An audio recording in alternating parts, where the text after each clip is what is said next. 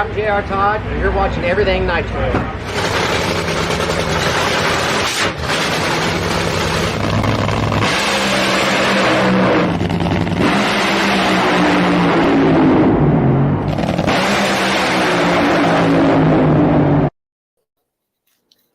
Welcome back, race fans, to this week's live NHRA Spring Nationals preview here on Everything Nitro. I, of course, am your host, Angie Morales. With me, as always, one of my getting to be close friends. I mean, me and John talk a lot, and I talk to him more than I probably should. No, I'm kidding. John Randell. What's going on, John? How's it going, man? We're back at it. It's been a while. It has been a while. Sorry, guys. We didn't do the Vegas preview. I got a little under the weather the week of. It just felt terrible. Didn't go to the race till Sunday, which it all worked out in the end. We're able to still be there and get as much as we could in the time being, but felt a little sick up to that point. But this week, today, we're here to talk about the Spring Nationals and the very last Spring Nationals, John, if that. Like, what's up with this, man? We're here about the news of Wild Horse Pass Motorsports Park gone next year. We've already seen the last of Atlanta Dragway. Route 66 hasn't been heard of in quite some time now, and now Houston. I hope we see a lot more things. You know, I hope we hear a lot more news, good news come out. But right now, this is just terrible, man. Another one bites the dust. Well, if we're gonna do some good news, you got Koreski stepping up and taking Maple Grove, so I'll respect them for that. And at least Maple Grove is going to stay on the circuit. But yeah, this is one of those where it's shocking. It's reading the article that came out from Houston where they honestly didn't want to close the track, but it's one of those offers that, I mean, you're set for life, and I think it's just one of those. You can't blame them for what they wanted to do, and you can't really downgrade them. But I mean, it's a business. It's what the owners of Houston's Raceway Park's family considered, and this is one of those deals that benefit their family. So sad to see it go. It's always an amazing track, especially it's a track that majority of the class rookies won the first race in, or right. Veteran racers. And this is one of those racetracks that's very quick. It's very fast, and it's going to be sad to see it go. And you saw there, 1999, Larry Dixon went sub 450s for the first time. And Tony Schumacher did it just a few years later, going 335 miles an hour. That's just a little bit of the history of Houston. You mentioned some of the drivers that got their first win there. Think of Scott Coletta. You think of Robert Hyde. Right. So many guys have, and there's just more history than that. So it's pretty sad to see Houston Raceway go. Hopefully we get it in the video game. I know sometimes I go back and play the PlayStation 2 version of NHRA Countdown. You still get all those old drag strips there, so I hope they kind of still leave that. You don't want it. You don't want it. We'll just wait for the new one to come out, John. We'll wait for that new game to come out, and then we'll get to talking about this and that. But it's going to be sad. But you know what? It's every door that closes, another one opens. So you got to think there's some light at the end of the tunnel here. Houston needs 2 races in a season. I'm sorry, not Houston. Texas needs 2 races on the NHRA Tour, without a doubt. If you look over on the professional side in the NBA, they have 3 teams in Texas alone. So NHRA definitely doesn't want to miss out on that. Same thing can go for Arizona. I mean, we saw that packed crowd there a few weeks back. That was a nice crowd in itself. But let's talk a little bit about Top Fuel, man. Who would have thought this year would be as good as it is? You know what I mean? And that brings us to my question here. Is the Top Fuel category better than we expected in 2022? In my opinion, nobody could have wrote this. Nobody could have saw this coming, especially when you look at the 4 drivers that have won so far this season. We're heading into race number 5, and we see some big dogs win, and we see some underdogs win here. So it's kind of intense what's going on right now. Yeah, it's crazy right now, and it's one of those. It's like, what happened? Did teams step up? Did like certain teams said, you know what, we're going to chase after it? And I still watching this race with Mike Salinas and Clay Millican, I still think it's one of the great races. And watching Doug Foley and Trip Tatum go at it, that was so a great race. And it's just one of those that's like, man, like are we seeing, like I said, the team step up and they want to go after Steve Torrance? And who knows? And all I know is that this is the best top fuel racing that I've seen in a while. So I'm very happy the way it's going and the different winners and different ways everything is going. So it definitely blew my proportion out of the water. And not only have we had different winners, but we've had different finalists also in each of those final rounds. And just to mention some of the names, you mentioned Mike Salinas coming out getting a win, Trip Tatum getting that win in Gainesville, Justin Ashley getting that win right out of the gate in Pomona. I mean, that guy, who would have thought he would have really came out of the box with a brand new sponsor and been able to pull it off? You see him against Austin Prock here in that final. Guys both practically identical on the reaction times, able to put on a show for the fans, and him get that win. That's his third win of his career. So as a young driver, that's got to give you a lot of confidence. But we can't not talk about Steve Torrance right now, right? Because we're used to seeing him winning all the time, and that's okay. I don't think that team has had any bit of a struggle at all. I just think they're letting everybody take its course, letting everybody have their fun. But he knows this countdown thing is legitimate. He knows that nobody's going to run off with this championship. And I think he's still the leader in points right now. So is that kind of a concern too for some of these other drivers? We haven't seen Steve in a winner's circle, yet he's still leading the points. No, only because they're trying new tune-ups and trying new setups. I think they're trying. You can always go back to your old setups, but I think with a lot of the drivers now and their crew chiefs, they're finding that setup, and so you got to try something new. So it's just time to play. But I know once they have their backs to the wall, they're just going to come out swinging with that old setup and be faster.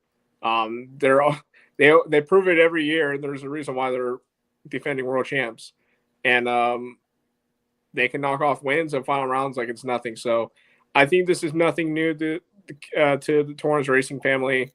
I think this is just something that they want to step back, try their new combo. If it works, it works, and try to find little things. Because at the end, it doesn't matter if you're number 1 or number 10. It's once that countdown hits, it's what matters in that countdown race. Because we've seen people who are number 1 in points going into the countdown end up being number 6. So, right. I think they're going to be fine. I think they're just going to find that tune up and turn it up. Maybe this race, who knows? Or maybe they're just a sleeper. Who knows? Maybe they're just waiting to see what they got. So, Bobby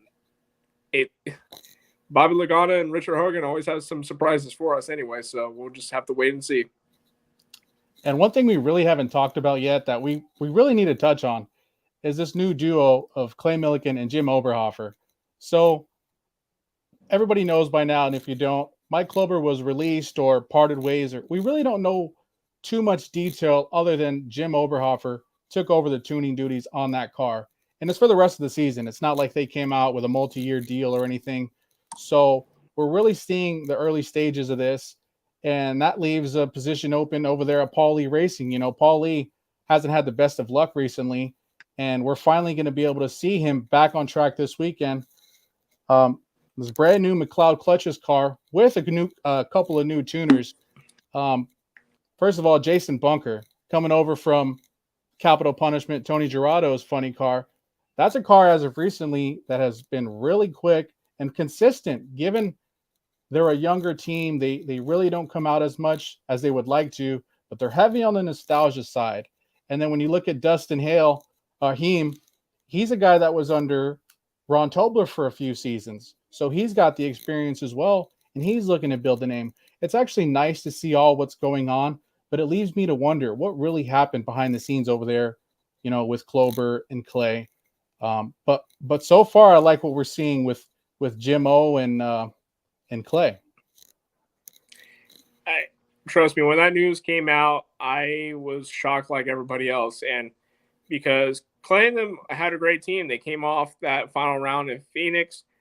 I believe it was a second round loss, but that's not a crew chief's fault. That's a red light. It happens.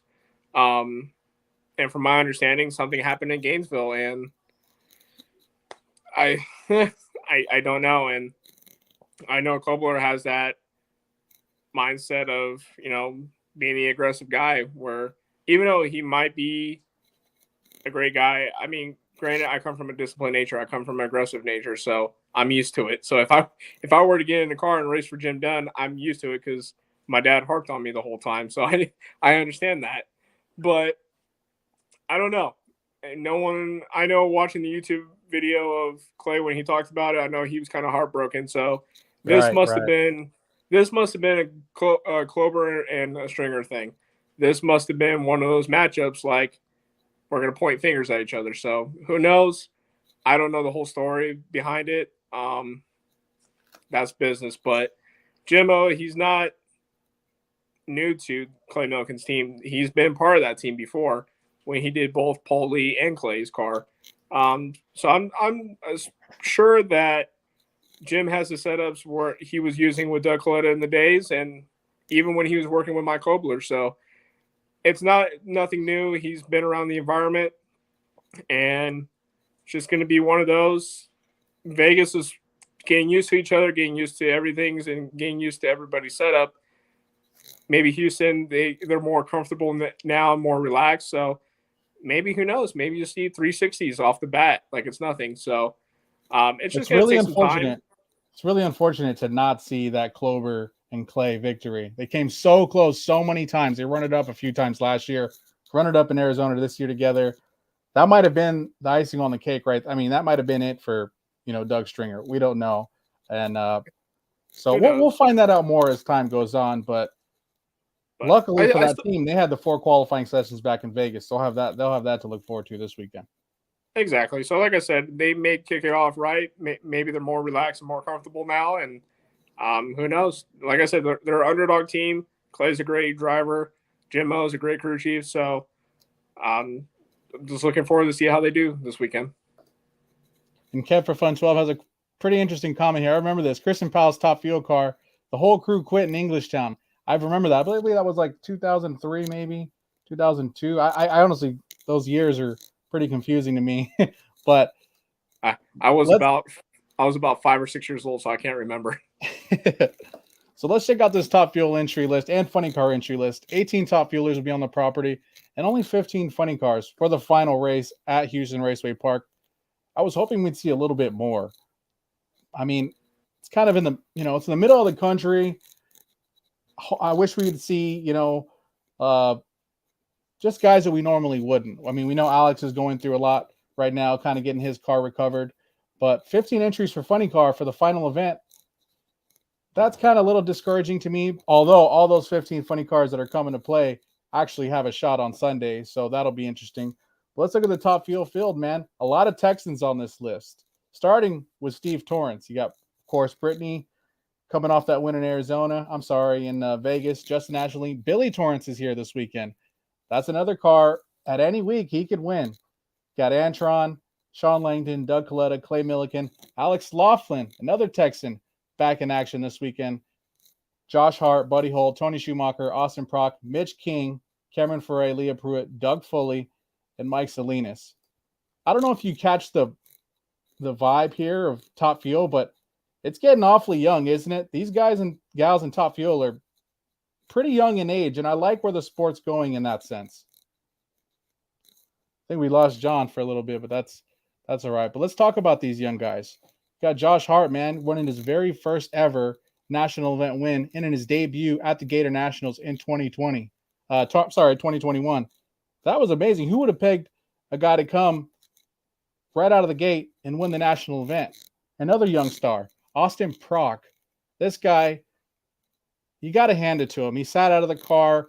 This guy stayed ready. He came out and, substituted for Doug Stringer and Clay Milliken back in Norwalk last year. And here he is. He's earned that seat once again. So any of you Austin Prock haters out there, this kid's a real dude. I like what he's doing, and I like where he's going in his career. And we just mentioned Alex Laughlin. This guy could drive anything from karting to pro stock, pro mod. I mean, what's there not to like about this guy? A Texan, he's going to be a fan favorite coming out with Palmer Racing this season and continuing the Havoline colors. Nice car. I'd like to see a little bit more consistency out of that team, because it seemed like when Palmer was behind the wheel of that car, we would always talk about it, especially on Fox. That car ran as good as those Capco cars. So hopefully the driving can catch up with Alex and we could see a little bit more performance out of him and that team. And if we're talking about young drivers, we can't forget about Leah Pruitt. Now, she's been around the sport for some time now. We're used to her being on tour. Heck, she came out this year with Tony Stewart Racing, her husband. But she is a force to be reckoned with. I don't care what anybody says. I know John, me and him go back and forth a lot during text messages about her. But you got to respect her game. She's earned that seat as well. She brings a lot of money to the sport, for her sponsors, a lot of value. So when it comes to Leah Pruitt, I mean, are you a fan? I'm a huge fan. I mean, I love everything she brings to the sport. And there's just so much going on when it comes to her. I think we'll see Tony Stewart along the lines, maybe not this season, but give a year or two. I think he'll want to step into a top field car, kind of take a little bit of the pressure off her. But that'll be interesting to see what goes on with that team. But let's check out that Brittany Force win this past weekend. Now, Brittany, her second time in a quad that day against Steve Torrance, and she gets the job done on both ends. She didn't have the best reaction time, but she got the job done. Brittany Force is somebody a lot of people have given a lot of slack to. And I'll be the first to say I've given her a little bit of slack myself, but you can never count that team out. David Grubnick is a proven driver, crew chief. He's such a humble guy. One thing I noticed about David Grubnick on race days, even during qualifying, he's the first crew chief out there looking at the track before anybody. He's looking at the track surface and temperature, even during pro stock bikes. This guy is the real deal. And I look forward to, possibly what could be this season. We talked a little bit about what's going on with Steve Torrance, and we yet didn't know what to expect with him going on so far. Or we didn't know what was really going on with that team, but we're just used to seeing Steve win, right? That's kind of the whole deal behind all this. And who thought, we'd see Trip Tatum, Mike Salinas, and Justin Ashley grab a win before him, Schumacher, Doug Coletta. So in Top Fuel, it really seems like the younger drivers are grabbing a hold on the competition. And that's great to see. I'm sure many fans out there love seeing, Tony Schumacher back, love seeing Mike Salinas, a guy who has a background, who has a story.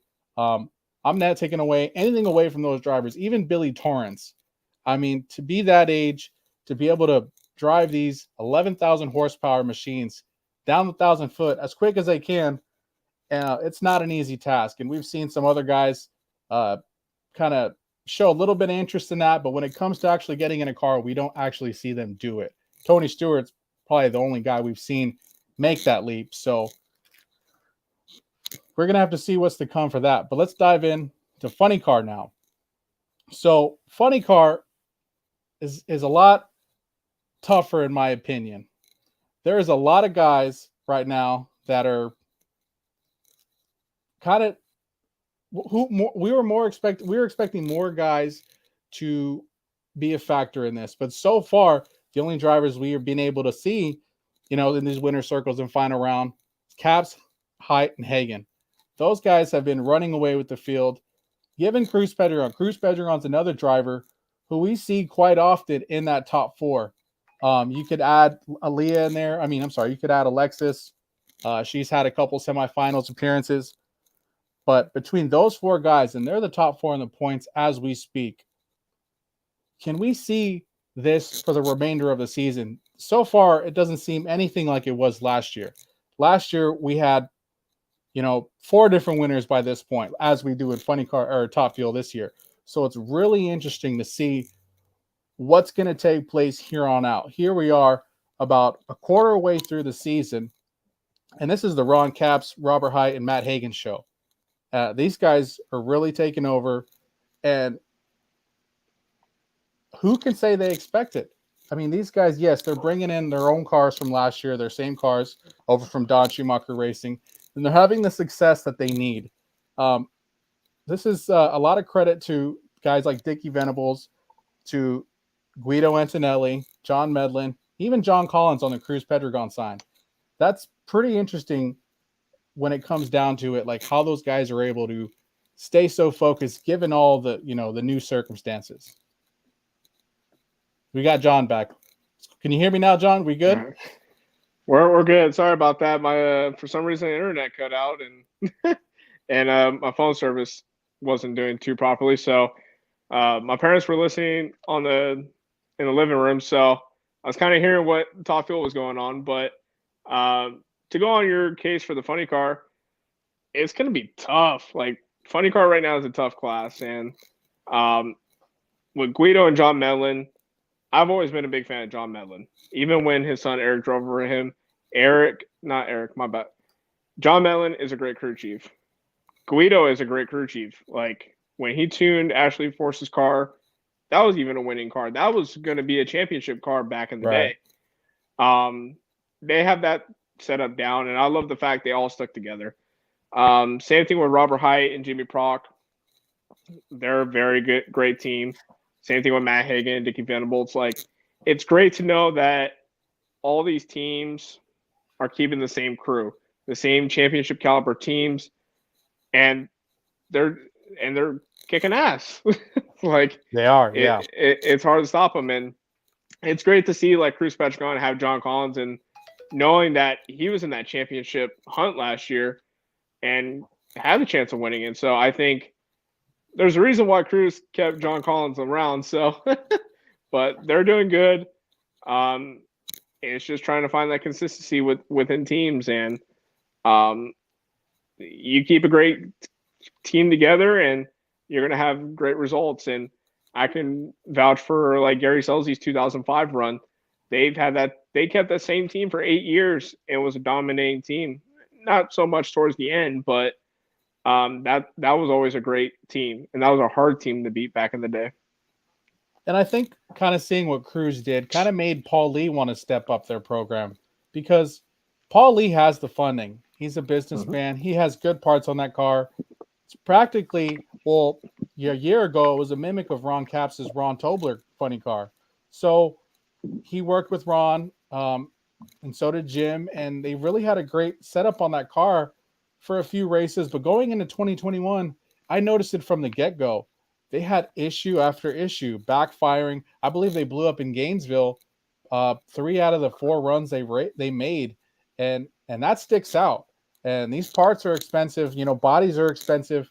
So that's why we've seen the absence of Paul Lee, especially in the late of last year and to start the season. I mean, he started Pomona this year with a DNQ, and there was plenty of other cars that qualified that weren't as capable, or should I say, not as equipped as him and that McLeod Clutch's car. So it was great. Like, well, we already talked about Paul Lee, but it was great he made that change, because it shows he's serious about, the sport. And it shows that he really wants to be here and wants to win. He sees all these other guys having success, so he just wants a little bit of taste of that.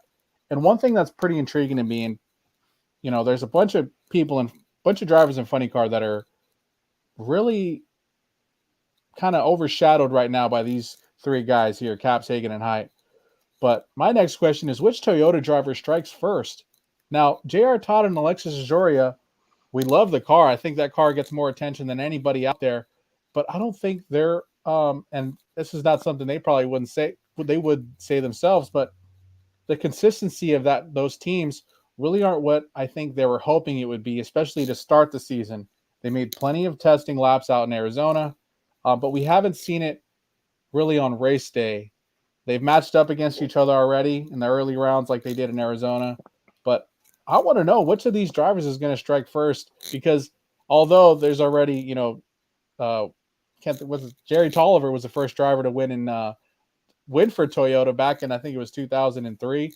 I can't think of the years, but one of these drivers is going to be the first to win in a Toyota Supra, and that's big. And I know there's a little bit of a friendly rivalry between these two, but I think it could happen this weekend. But I mean, who's going to strike first? It's tough. I love J.R. Todd and I love Alexis. But I think at the moment, Alexis just has a little bit more success behind it. Nicky Bonifani and Del Worsham have that car down packed, and they're not afraid to throw it out. But there again, John O and Todd Smith, they're not afraid of doing that either. So it's tough to say because I think, in my opinion, I think Dell and Nikki have that car tuned where it should be. And Alexis is a great driver. Sometimes she just kind of lacks on the reaction time just a tad bit. I'm not going to bash on her so much on it because she does it to herself. But I'll give it. I'll say Alexis will be the one that brings home the win. I think there's just been too many issues with J.R. Todd's car, but once they figure that out, they might have another championship run like they did when he won. So, but no, I'm gonna give it to Alexis only because I think they have that car figured out. I know it hasn't met my expectations when I first came on back in Pomona, saying they're going to come out the gate and they're going to be great. They kind of been that second round team, and it's all Dodge and Camaro and Chevy at the moment. So maybe this is going to be the race. They step it up and see what they have. Yeah, we definitely didn't know what to expect going into the season with the new Toyota body. I know it wouldn't be an issue, though. I don't think that's the issue we're having here. It's just, Gainesville, there was terrible track conditions, nothing that, they've ever seen before. And Pomona was the first race out. Hey, you can't expect to win them, right out of the gate. And we're going into race number 5 on the season now. So I really think we could see one of these drivers in the winner's circle this weekend, given, the tough competition in Funny Car. We haven't talked yet about, Bob Tasca, a guy who was hot a couple years ago. You got Chad Green, whose program stepping up drastically. You got John Force. I mean, I feel like we never really mentioned John Force in the show, but he comes up and bites you every now and then. I mean, he goes rounds on Sunday, but we just haven't seen it yet. And he's another driver. Is it concerning that, John Force really isn't in the spotlight right now? And here's where I always say, when he's not in the spotlight, that's when he turns it on. For some reason, he finds that inner 90s John Force and just starts winning. I'm not going to count him out because when he's usually in the spotlight, he's not on his game. But this is the time where we're in the 5th race of the season. He's not really high in points right now to be comfortable when we go into the countdown. He might shock us all because he's the type of racer that you're pumped up, ready to go, and he's going to throw that deep stage on, and you're not going to see it. But he's coming out with that nice, I think it was the 2002, 2003 scheme. So maybe he's going back to his inner roots, which I respect it. So maybe this is going to be the race where he comes out and shines and throws out those old Castro colors. But he's definitely a sleeper at the moment. He could turn it on at any moment, and we'll see what happens. But same thing with Bob Casca. Bob Casca is another great racer with John Schaefer and Mike Neff. So anything can happen. Like I said, this is a very fast track. Houston's always been a great track to a lot of drivers, and this is usually a turning point to a lot of people who are trying to step up their program and show what they have. So not giving any of them the benefit of the doubt. I'm not going to say that they're not going to show. This is probably going to be the race. This is your last race. Show what you have. Throw it out on the table. So we'll see what happens.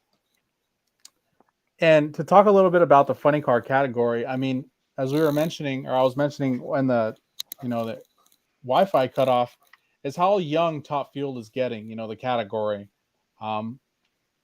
There's been a little bit of debate over the years, and for the audience watching, chime in on this for a second, because there's been a lot of debate on, NHRA needs younger drivers. It's nice to see younger drivers, in my opinion, but I like the balance of, all ages in the sport, because will the sport really, flourish without a John Force, a Tony Schumacher, or a Cruz Pedregon?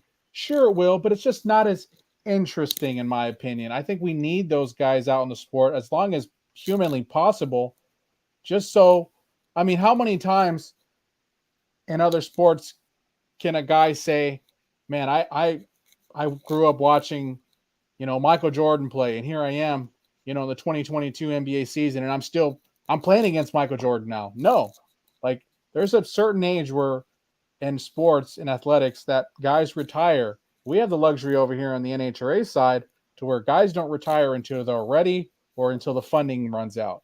And I love that side of Funny Car because we still got Robert Height, a veteran of the sport. I mentioned Cruz and Force, Caps, 30-year veteran already. And then you have the new guys. You have Bobby Bodie. I consider J.R. Todd a young buck still. He's a champion, but he's a young guy. And I just like the mix of the two. And I love the females in the sport. That's big for our sport. What do you think about the age difference and people saying that we need to have younger drivers rather than these older veterans? So, and it's no secret, and I say it every time I come on here, I want to drive Top Fuel. That is my passion. That's where I want to be. And I know I've sent you plenty of my emails of companies that are interested, that are considering ideas. It's nuts. And this is where my usually rants come in. And stay tuned. This is where I do agree, where yes, we need younger drivers. However, it does show that's always been the biggest question. Where would NHRA be without John Force? Because John Force, everyone who doesn't know drag racing, they all know who John Force is. It's not like today's venue, and it's sad to say because young guys like myself, because I'm only 25, but nobody knows who Gentleman Joe Schubeck is. Right. But he's one of the pioneers of this sport. Like, he's a legend, but nobody my age knows who he is. And this is where I kind of put it together because it's not so much it's a young man's sport or it's an old man's sport. Trust me, I get my ass kicked every time I go out to the racetrack when I race to a guy who's been racing since 1957. And it's because they know there's tune-up. Like, they put a young kid's whooping. Right. It's so much of there's too many drivers who want. But what did you ever earn? Like, did you start out in junior dragsters? Did you move up and go to Super Comp or Super Gas?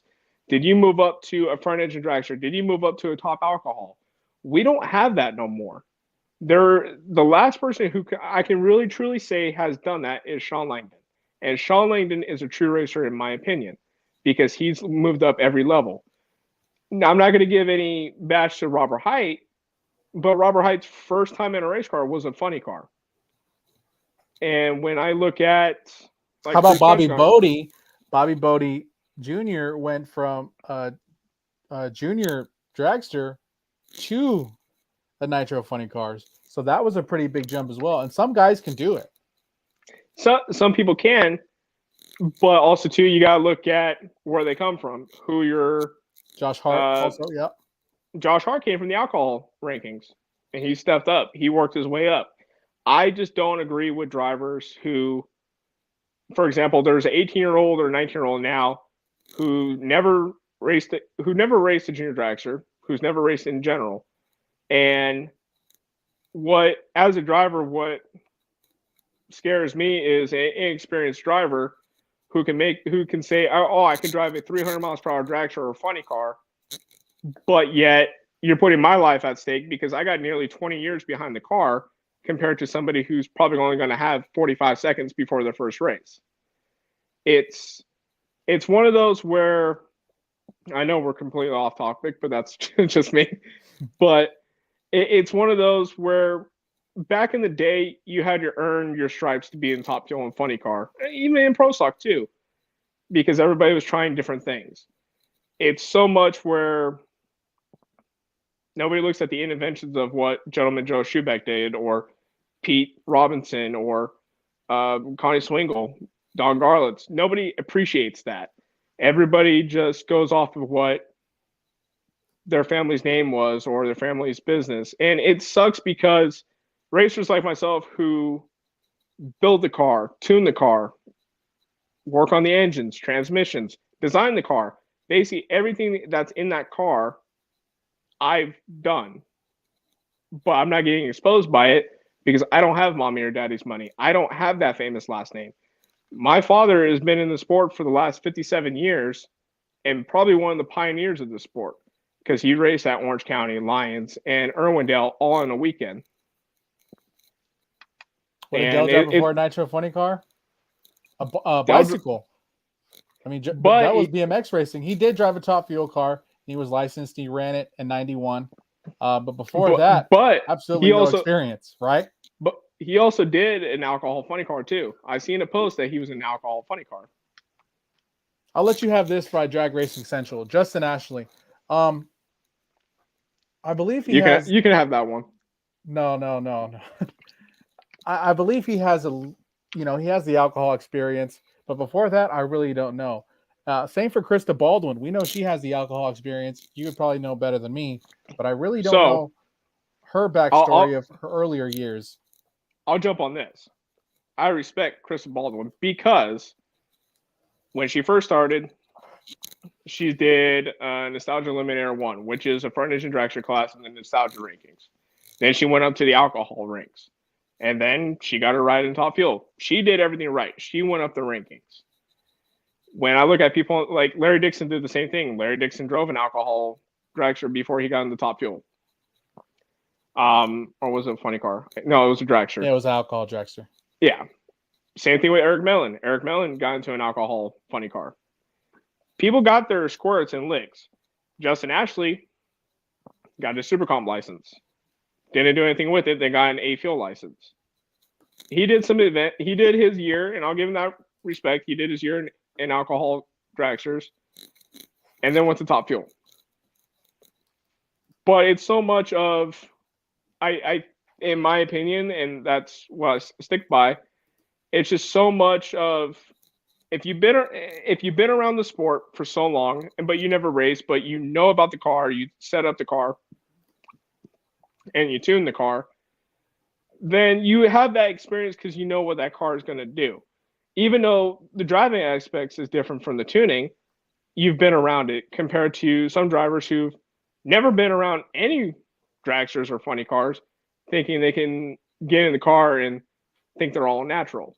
Granted, when I hopped into the front engine dragster, even though I have 7 years experience behind a rear engine Super Comp dragster, that didn't mean nothing. That was just one of those, I went in and I didn't know if I could drive this car. And my 7 years in the Super Comp didn't mean nothing in a front engine alcohol injected car.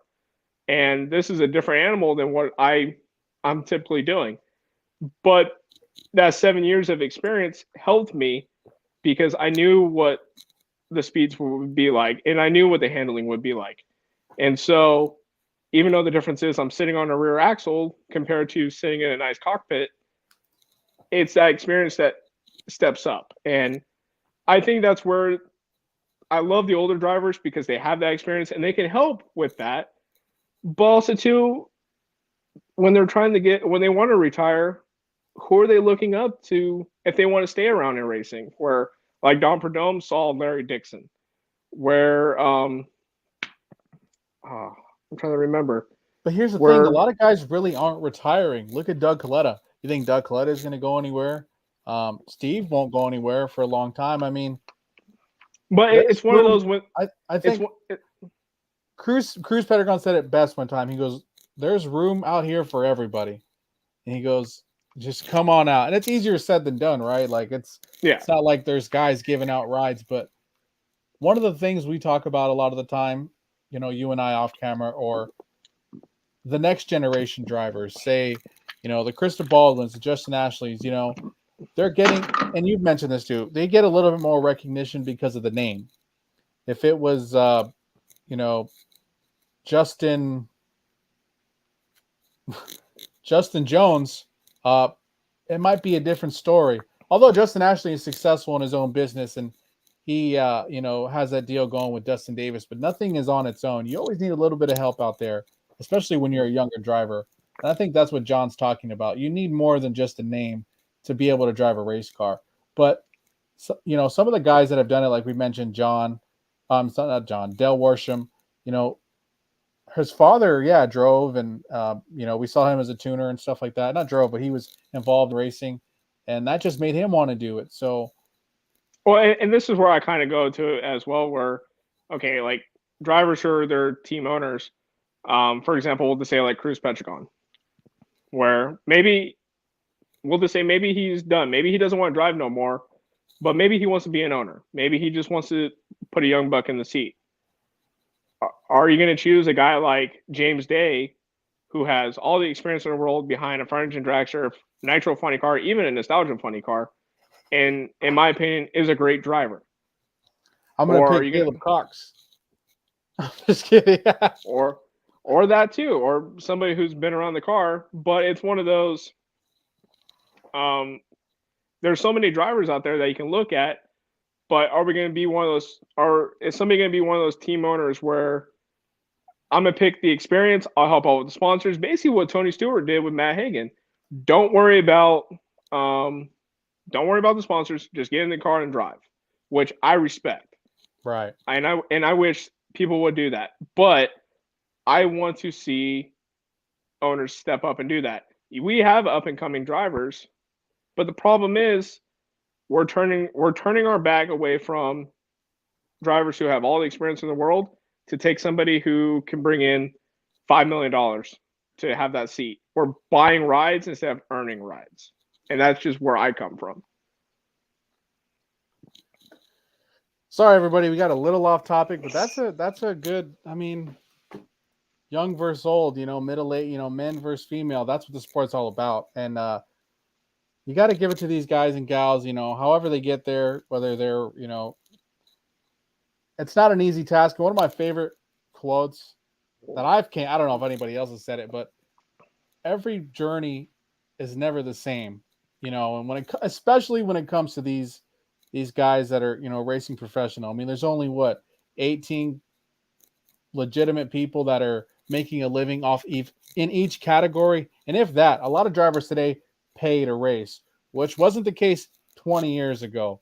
So we see a lot more guys putting their heart, their funding, their business just to go race. And in one of the toughest, the premier level of drag racing, it doesn't get any higher than this.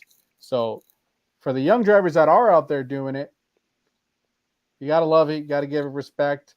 And, go ahead. I'll throw a name out for you, and this is going to be a name that no one's had heard for years. David Baca. David Baca was one of those guys. Baca. He was one of those guys that he had his own team, he had his own business that funded the team, but also had sponsors, and he was a great driver. Now, granted, I don't know his past because there again, I was only about 7 or 8 years old when he got in, but he was a great driver, and I would love to see him come back as an owner. Because I remember when he left, he said he wanted to come back, and it's been years since he said that. It was business situation why he ended up leaving, which was totally fine. When you have a business, you got to run your business, and it doesn't run itself. So he did what was best for him. But you're right. I'd love to see some form of David Baca Motorsports come back. And like you have Dexter Tuttle who's back, and they're picking up drivers. Daniel Leverage with Joe Morrison. It's great to see these owners with their cars and giving people opportunities. I love to see that. But I love to see the owners like Jack Clark and Roger Prim where, you know what, you just focus on the car, we'll focus on the sponsors, we'll give you the shot. But I think I'm in the wrong period of time. I think I grew up in the wrong generation. Even Matt Hagan said, in the most recent interview with Matt Hagan on Nitro Talk, go check that out, by the way, if you haven't. Hagan said, this deal with Schumacher, pretty much fell through. His family had to invest money. Don threw $1 million at the car, and the rest was Hagan's. He had to pick up where those sponsors fell off, and he isn't a guy who came from a racing background, and he made a name for himself on tour. And he even said it, he's done more as a hired guy than he would have as an owner. And owning is not kind of where his mind leads to. So I don't know. We got to keep talking about these younger guys, but let's talk about something we really haven't talked about yet. Is Doug Coletta's new ride this weekend, the Mobile One Top Fuel Dragster, Toyota Dragster. This thing's beautiful, man. I'm looking forward to seeing this. If you've been to an NHRA national event, you always see the Mobile One. I believe it's like white and blue on display. Yeah. And I always love looking at that car. I think they ran it one time last year in Charlotte, but this car looks beautiful, man. This car is really going to turn some heads, and I'm pretty sure they're going to want to turn some wind lights on with this thing. Oh yeah, and every time they always have the Mobile One cars, it's they always have a beautiful paint scheme or beautiful wrap. I'm still thinking paint scheme because I paint my cars. But no, this is a beautiful car. When I seen it today, I was absolutely enjoying it. So I think, well, hopefully Doug Colette can turn around. I know he's not been doing that good recently, but that car is beautiful, though. I will say that. Nothing against his Mac Tools dragster. I've always loved that scheme, and you got to give it to Mac Tools and him. Like, that duo is amazing. How long have we seen him, behind the wheel of a Mac Tools dragster? I mean, it's just great to see after so many years. Even guys like Snap-on stick with Cruise for so long. You love seeing consistency in the sport, and I hope we see more of it, not just of those guys, but from other drivers as well. Let's get into the nitty gritty now, man. We got off topic a little bit, but that's okay. That's all right, man. I'll take some raw conversation any day. Who will qualify number one and win the very last NHRA Springnationals in Top Fuel and Funny Car? Now, I believe it's 10 foot up altitude, and it's pretty good weather this weekend. It's about low 80s, high 70s, and a little bit of cloud cover. So for this Houston race, this very last Houston race, I think there's going to be some numbers to be thrown down. We've seen speed from that track. Heck, we saw 335 back in 2002 with Tony Schumacher. We could probably see a 340 run here. I mean, 339s. Come on, that's not impossible. So what I'll say in Top Fuel, because it happens all the time, it's going to be Brittany Force, number one qualifier in Top Fuel. She's always setting the low ET and always setting the speed, but can you carry that to Sunday? That's the main question. It was kind of hard last year, and it's kind of been stepping up this year a little bit. But, and yeah, I agree with Drag Race Central. I'm going to say Matt Hagan for Funny Car. Funny Car is hard because when Matt Hagan, Robert High, and Ron Capps, those guys seem like they are hundreds of to the second. So I'm going to go with Matt Hagan for the number one qualifier and Brittany Force for Top Fuel. So that's number one qualifiers. Okay. I like where Robert's going here. Force, number one qualifier. And I'm guessing he's talking John Force, Funny Car, and Steve in Top Fuel. I think personally Steve Torrance will be and win, just like Robert says. Steve will qualify number one and win the race. This is his home state, man. Steve does great in Texas. He's got a lot of people that come out. If there's ever a track he's going to say, throw the tune up on it, let's send this thing down the track, it's this race. And he's got a lot to prove. I mean, he's carrying 3 back-to-back championships. So he wants to keep this thing riding. Just because it's regular season, he's not going to let off his foot a little bit. Steve is about the money. He's about business on the racetrack. And we've seen him in a final last race. So I think he gets the job done on both ends in Top Fuel. I was going to say, is Billy punched in for this race? I'm assuming he is. Yeah, Billy's on the list. Yep. All right, I'm going to go with Billy. Billy's going to win Sunday. I can't argue with you. A Capco car, that might have been a safer bet for me to say a Capco car is going to win on Sunday. You know what? And Trip Tatum's going to be there too. Damn, that's true. Trip Tatum's on the list. Here's the thing. If I'm going to go with Billy, however, I can see a Billy and Tatum. I can see actually, I want you to say Billy. I'm going to say a Torrance and Tatum in the final. If Tatum can cut a better light than what he did in Gainesville, he's going to turn some heads. He was throwing down some numbers. And then for Funny Car, I want to see Cruz only because he got his first. I seen in the post where he got his first win in Houston, so I would love to see him go out with it. So I'm gonna go Torrance and Tatum, in the finals. I'm going to say Billy Torrance will win. And then I'll say Cruz Petragon for funny car. I'm going to have to go with number one qualifier and funny car. I'm going to say Alexis DeJoria. I'm going to jump out of the box there and say Alexis DeJoria. She could run a number at times. And I think it could happen in that nice cool weather. But on race day, though, the guy who's been very consistent, been to probably more final rounds this year than anybody, Matt Hagan. Matt Hagan's going to take this thing, man. I just feel it. He has a very fast car. Robert Hyde, I like that pick too, man. Robert Hyde, it's between those two guys for me. I know Ron Capps is in the mix too, but it's just Hagan and Hyde are really, you know what? I'm gonna a rivalry in the making. I'm gonna resend my pick because every time it seems like I pick Cruz for every race and it never happens. But you know, I'm gonna go with Ron Capps instead. I think Ron Capps is gonna do it because it's always a battle between him, Matt Hagan, and Robert Hyde anyway, and it seems like it keeps going back and forth. So I'll switch my pick from Cruz to go with Capps. I'm gonna tell you this. Last time I would tell you, John, you can't switch your picks anymore, man. That's it. You say goes. I was thinking about it, and just for that, I hope Cruz wins. So, like you just said, every time I pick him, he doesn't win. And this is gonna be the race that he wins, and yeah. And then we'll make sure he has something to say about that, John. Right. He could tag me in that post. But before we let you guys go, John had a great weekend. The weekend after the 4-Wide Nationals in Vegas.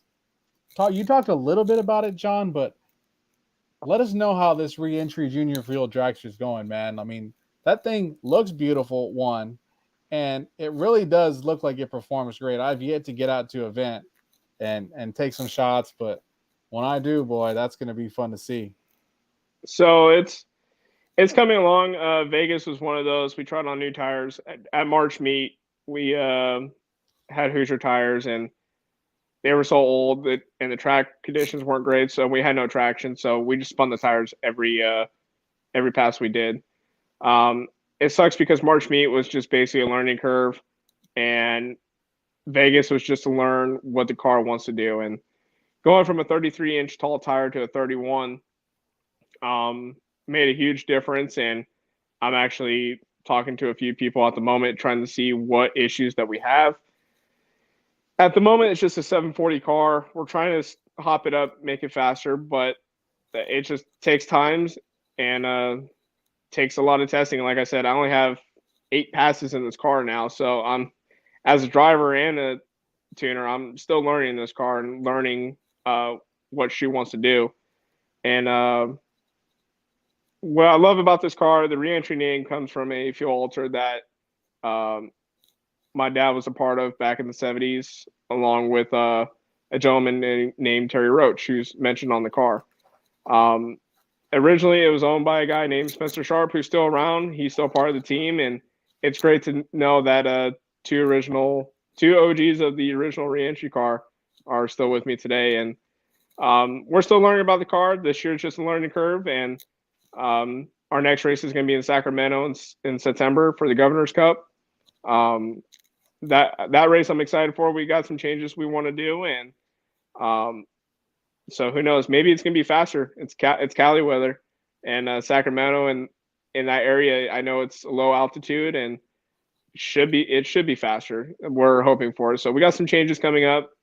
That's all it is. We're still waiting for a data logger. So at the moment, we're putting our finger in the air and checking spark plugs, and that's the only thing we can really do.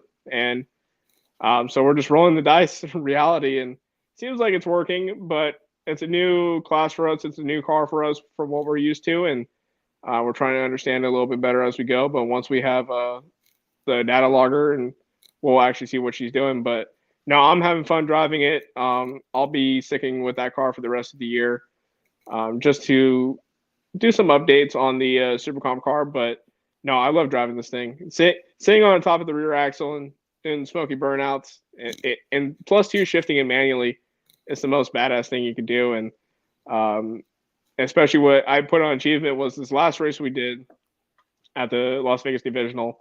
I did my first DNQ, which still hurts.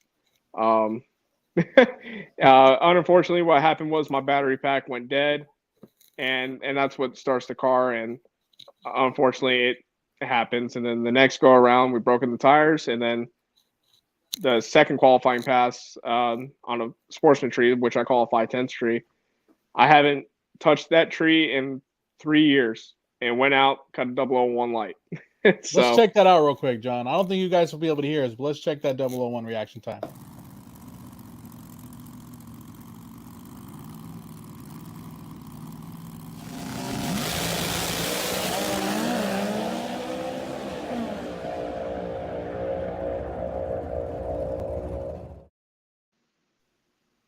That was pretty nice. That was a nice clean pass right there. I don't think you can't leave any sooner than that. No, you can, perfect, but but no. Other than that, with only at that time 7 passes in the car to get a 00 light out of the way, it's truly amazing. It's plus you. There's no timers. There's no delay boxes, so it's just take a guess at the tree and let go of the button and hope for the best. But no, I love this car, especially it's the first car I designed. My father and I, we picked out the paint, and I chose the paint scheme. Anybody who's a big drag racing history nut like I am should know where that paint scheme came from. But if not, I chose that scheme off of Pete Robinson's Tinker Toy car. I did a little modern touches to it just to kind of make sure it wraps around nicely. And it's one of those, this car is an eye catcher, and everybody loves this car. And going in and comp eliminator, meeting like Doug Lambeck and Bob Lambeck, who's a pioneer in this sport, who even Paul Mitzo from Mountain View Performance, everybody loved this car. And who knows, maybe I'll take it to the Pomona finals. Maybe it's going to win best appearing car. Hopefully it does. If not, I'll be very disappointed. But no, we got plenty of racing left in the car. We're going to be, like I said, Sacramento for the Governor's Cup, I believe, September 1st to the 3rd. So anybody who's in that area, come on out. We'll also be at the NHRA Heritage Hot Rod Reunion for the Heritage race in the car. And we're just going to have fun with the car. That's all it's about. Like I said, nice funky burnouts, bringing back old school. Well, thank you, everybody, for tuning in. It was a little bit unorthodox. We really had all types of issues this show, but that's all right. That's all part of going live. And I want to thank every single one of you guys for tuning in, checking out the show. Stay tuned, because next week we're going to do a diecast giveaway. Don't know if it's going to be a funny car. Don't know if it's going to be a Top Fuel. We got a couple of diecasts I want to give away. And who doesn't like clean diecast, right? We'll get them signed, whatever you want. Maybe you can get them signed, but stay tuned for next show. I'll put some more details of that in Instagram and Twitter and Facebook and all that. But that's something I want to do. I'll throw in something too, because I'm making hero cards, or I call them posters. I'll throw in my Super Comp poster, and I'll throw in my Junior Fuel Frontage and Dragster poster as well too. So whoever wins gets a diecast and gets posters signed by me. And later on, when I make t-shirts, I'll throw in a t-shirt too. There we go. We're going to do some giveaways throughout the year, because that's part of the fun, right? We got to reward you guys for hanging with us and talking shop and talking some drag racing here. So stay tuned for that next time. But for all you fans, thanks for tuning in. Make sure to tune in tomorrow live on FS1. Brian Loans, Tony Pedregon will be calling the shots, and get to see some live qualifying. You're not going to have to well, you should get NHRA TV. If you don't have it already, get it. Check it out. It's worth it. But thank you, everybody, for checking it out, and we'll see you guys on the next one. Have fun, guys.